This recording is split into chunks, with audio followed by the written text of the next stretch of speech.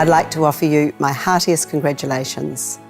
What you've achieved has been recognised by your fellow citizens, and you've now been honoured by the Queen, and I've been honoured myself to give you that award on behalf of the Queen. Well done. Enjoy the day. The New Zealand Royal Honours System is steeped in history and tradition. From 1848 till 1975, we were part of the British-based system. A highlight of the 1953-54 Royal Tour of New Zealand was an investiture ceremony conducted by a young Queen Elizabeth. It's a gala day for the capital. At the Town Hall, the Queen honours 130 North Islanders.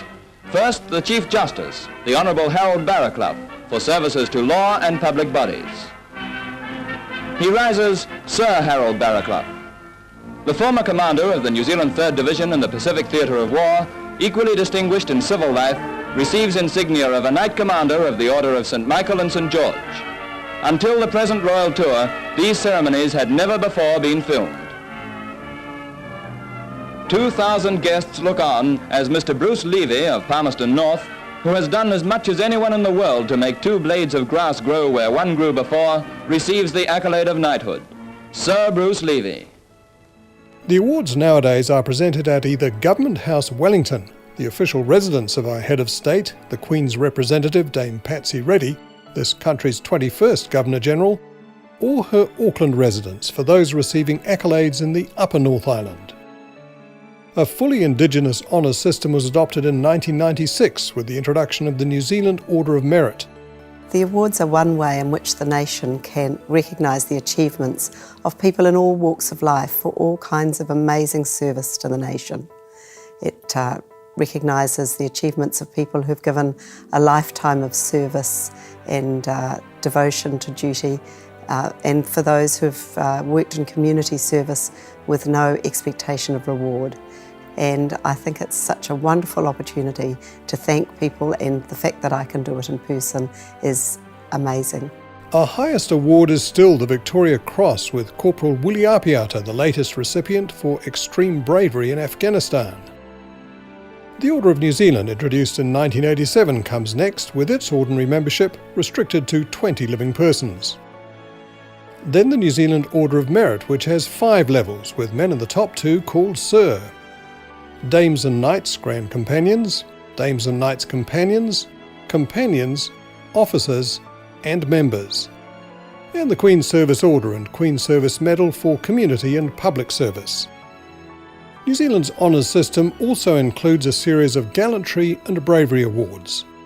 The most important part is that you're able to bring in people from all walks of life, from all parts of the country, and recognise them in the same ceremony for so many different things, whether it's outstanding skills and qualities in their chosen careers, or whether it's outstanding achievement by their service to others, or whether it's outstanding achievement in their duty to the country.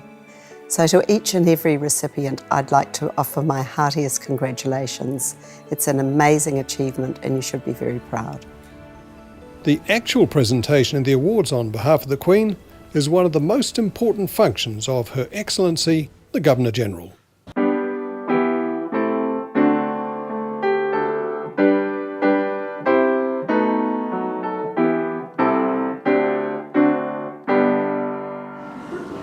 Ngā mana, ngā reo, ngā iwi o ngā hoa e whā. Tēnei aku mihi mahana ki a koutou. Kia ora tātou katoa. Distinguished guests, ladies and gentlemen, a warm welcome to you all. I specifically acknowledge the Honourable Paul Goldsmith, Minister of the Crown. Tēnā koe. It's a great pleasure for David and me to host you here today at Government House for this investiture ceremony.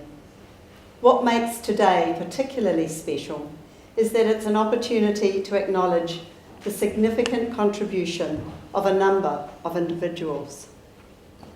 Today's recipients have enriched our communities and our country as a whole by their actions. Today we thank them and we celebrate the work they have done for us. As Governor-General, I have the authority and privilege, on behalf of Her Majesty, the Queen of New Zealand, to hold an investiture for her, to confer the honours to which each recipient is entitled. Ladies and gentlemen, as each one is honoured, may I invite you to join me in thanking them and congratulating them for their service to our country. Mr. Hewitt Humphrey will now summon the recipients and read a citation for each person. Your Excellency, to receive the insignia of an officer of the New Zealand Order of Merit, Mr. Jim Gray of Rotorua, for services to Māori and governance. Mr. Gray has worked closely with the Māori land courts, where he's been appointed a professional trustee on close to 40 Māori authorities. He's one of the foremost authorities on the workings of Māori trusts in New Zealand. He spent 20 years working on the Tikiteri geothermal development project for the construction of a geothermal power station, which would eventually become the first and only 100% Māori-owned power project in New Zealand. He developed and published Introduction to Governance of Māori Authorities, the only NZQA local approved book on the subject. He was Vice President and then President of the New Zealand Trustees Association. He's currently a trustee for the NZTA Charitable Trust, the overseeing body for the Trustees Association.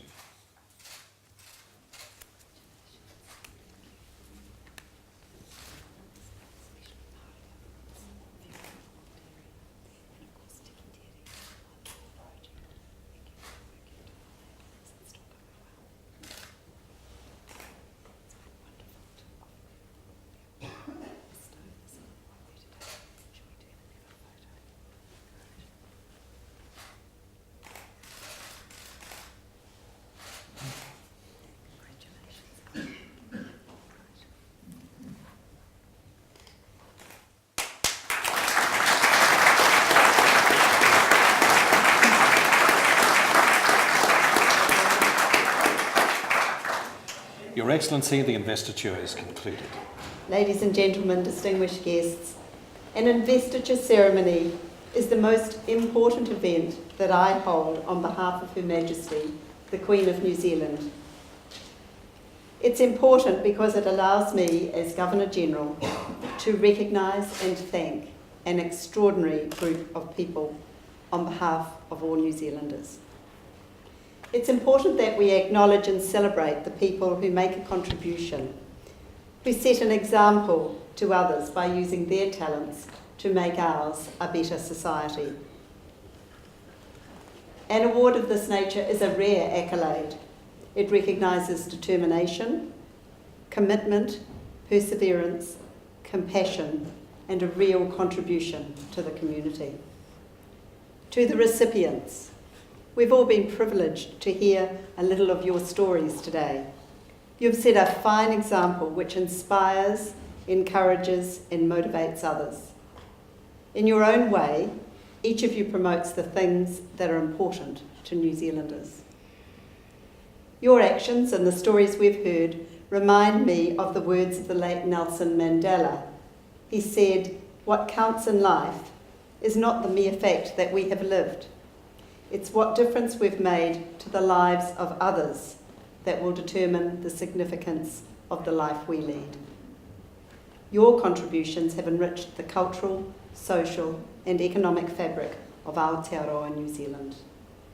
On behalf of the Queen of New Zealand and all New Zealanders, I congratulate you on your achievements, your character and your commitment. Kia ora puipi tātou katoa. Ladies and gentlemen, that almost brings to a close the formal part of today's ceremony.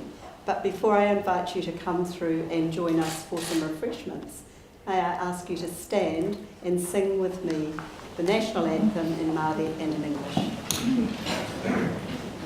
Oh